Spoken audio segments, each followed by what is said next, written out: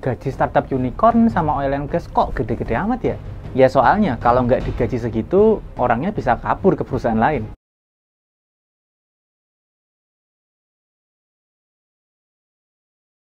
Hai, Om Bagus di sini dengan sebuah konsep. Kalau kamu ditawarin jadi direktur Pertamina, yang resikonya kalau sampai salah bisa dipenjara, tapi cuma digaji upah minimum, sekitar 3 jutaan.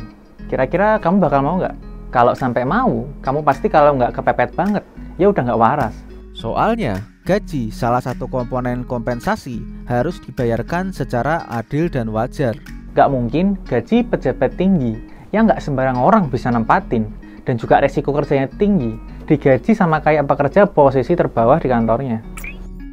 Dari sudut pandang perusahaan, kompensasi yang dikasih ke pekerja itu penting. Bukan cuma gara-gara kompensasi itu jadi biaya yang harus dibayar perusahaan.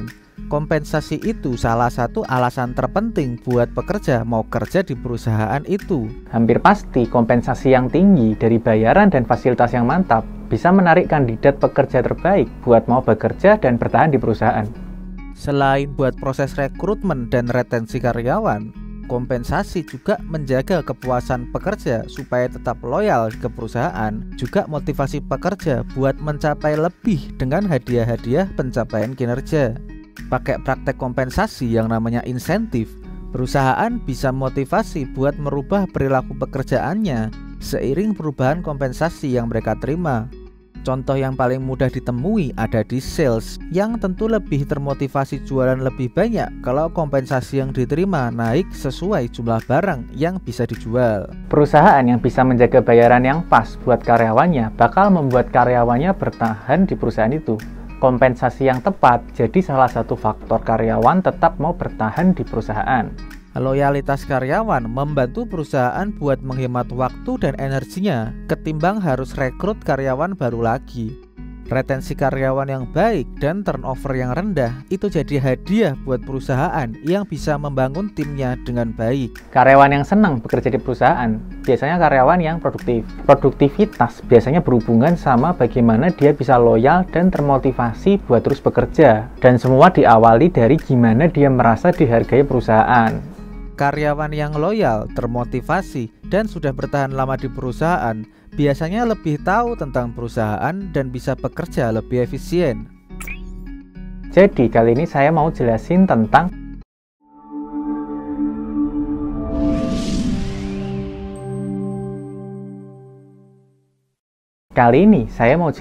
kompensasi atau compensation. Dari hasil survei ke beberapa karyawan tentang kompensasi, ada ekspektasi bayaran seenggaknya harus wajar, bisa buat bayar kebutuhan hidup sehari-hari, bisa mengejar inflasi, dan ada sisanya buat ditabung. Tabungan bisa buat pensiunan, senang-senang, atau apapun, dan jumlahnya juga nambah terus, nggak berkurang. Skema pemberian kompensasi dari perusahaan bisa juga jadi citra perusahaan, seberapa perusahaan dihargai. Karyawan kadang lebih peduli apa yang masuk di dompet ketimbang apa yang diomongkan perusahaan di publik. Itu jadi alasan beberapa perusahaan tetap digemari para pencari kerja, biarpun sudah terkenal perusahaannya memeras tenaga karyawannya secara tidak manusiawi. Kompensasi merupakan imbalan yang diterima pekerja sebagai balas jasa dari kontribusi yang sudah diberikan ke organisasi. Selain itu, kompensasi harus dibayarkan setepat mungkin jumlahnya, biar selain bisa menarik pekerja baru, juga bisa motivasi dan pertahankan pekerja lama, biar bisa bertahan nggak keluar dan tetap bekerja dengan baik. Besaran kompensasi yang dibayarkan harus menjaga dua asas penting, asas adil dan asas wajar. Asas adil berarti kompensasi harus mencerminkan jenis, hasil, resiko, dan tanggung jawab pekerjaan. Asas wajar berarti besaran kompensasi harus bisa memenuhi kebutuhan hidup yang ideal dan juga memenuhi ketentuan pemerintah. Kita bakal jelasin satu persatu, diikuti contoh kasus di Pertamina. Kompensasi nggak melulu berupa gaji, tapi dibagi jadi 3 komponen, gaji atau upah, insentif, dan fasilitas. Gaji atau upah sebenarnya mirip. Imbalan dinamakan gaji kalau dibayarkan tetap per bulan secara rutin, Dan imbalan dinamakan upah ketika dibayar sesuai dengan hasil atau nggak rutin. Kalau kamu kerja jadi karyawan di Pertamina, kamu bakal gajian rutin bulanan. Beda kalau kamu dikontrak jadi konsultan perorangan buat kerjain suatu proyek. Kamu bakal dibayar upah sesuai progres selesainya proyek. Nggak rutin jumlah dan periodenya, kayak gajian. Gaji dan upah ini biasanya yang sering jadi bahan nego di wawancara kerja dan jadi bahan pembicaraan orang-orang, terutama di Indonesia. Padahal di negara maju, biasanya yang diomongin bukan gaji bulanan, tapi apa aja kompensasi yang diterima selama setahun, atau penerimaan setahun. Insentif merupakan imbalan yang diterima kalau pekerja mencapai target atau dapat prestasi lebih. Di Pertamina, sales tabung gas LPG yang bisa melebihi target penjualan, misalnya tembus 1000 tabung gas dalam setahun, di akhir periode penilaian, sales LPG tadi bakal dapat tambahan bayaran insentif, ya karena prestasinya. Insentif ini ada biar orang semangat kerja, bisa capai target, bahkan bikin pencapaian yang berprestasi. Fasilitas merupakan imbalan non-finansial atau nggak berbentuk uang yang diterima buat dukung aktivitas pekerjaan. Di Pertamina, pekerja yang bekerja di ladang minyak mentah di tengah laut atau offshore platform, selain dapat fasilitas kantoran dan asuransi kayak perusahaan lain di Indonesia, juga dapat fasilitas penunjang seperti tempat tinggal, makan minum di tengah laut, juga kendaraan buat sampai ke offshore platform itu tadi. Nggak mungkin orang bisa kerja kalau masih mikirin kebutuhan hidupnya kan? Terus sebenarnya apa aja sih yang dapat mempengaruhi besar kecilnya kompensasi dari suatu orang atau individu? Besaran kompensasi dipengaruhi 4 faktor besar: personal, organisasi, pasar tenaga kerja, dan jabatan. Personal atau orangnya sendiri juga faktor penentu. Kinerja, kompetensi, pengalaman, hingga senioritas punya pengaruh besar. 2 orang manajer, Sulaiman dan Ibrahim, sama-sama kerjanya bagus, mencapai target.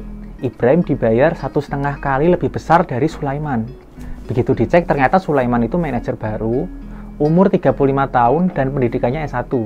Dan Ibrahim itu manajer berpengalaman, umur 50 tahun dan berpendidikan S2. Jadi selain kinerja, kompetensi dan senioritas juga jadi faktor besarnya kompensasi. Karena juga ada unsur penghargaan buat pengabdian dan pengembangan diri di dalamnya. Organisasi itu faktor mutlak.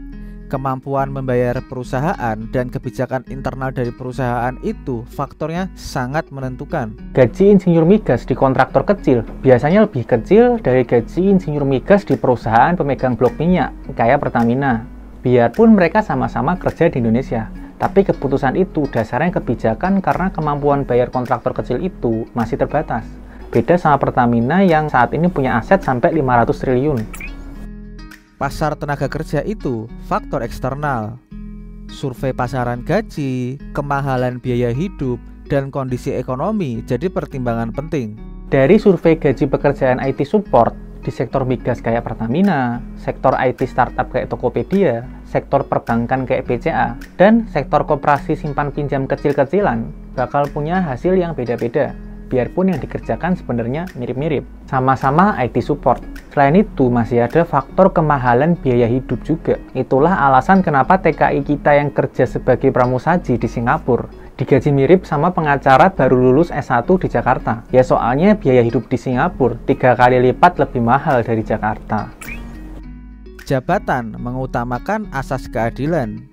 Besar kompensasi dari jabatan itu dasarnya hasil analisis jabatan, evaluasi jabatan, dari kualifikasi, tanggung jawab, dan resiko jabatan. Kasus di awal tadi, kalau ada orang yang jabat jadi direktur Pertamina, harus digaji layaknya direktur. Nggak boleh gaji direktur sama kayak gaji cleaning service. Soalnya beban jabatan yang tinggi, juga resiko yang tinggi, harus dibalas imbalan yang adil dan wajar. Terakhir mari kita rangkum.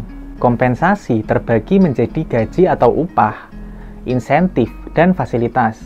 Besaran kompensasi dipengaruhi oleh pekerja sendiri, organisasi yang mempekerjakan, pasar tenaga kerja, dan jabatan yang diemban. Pesan penutup saya, semakin besar gaji orang, semakin besar amanah dan tanggung jawab orang itu ke masyarakat. Mending yang mana? Gaji besar tapi hidup rusak atau gaji biasa tapi hidup normal? Tulis di komentar. Jangan lupa subscribe dan hidupkan notifikasi jika merasa konten ini berguna untuk melihat konten-konten jenis lainnya.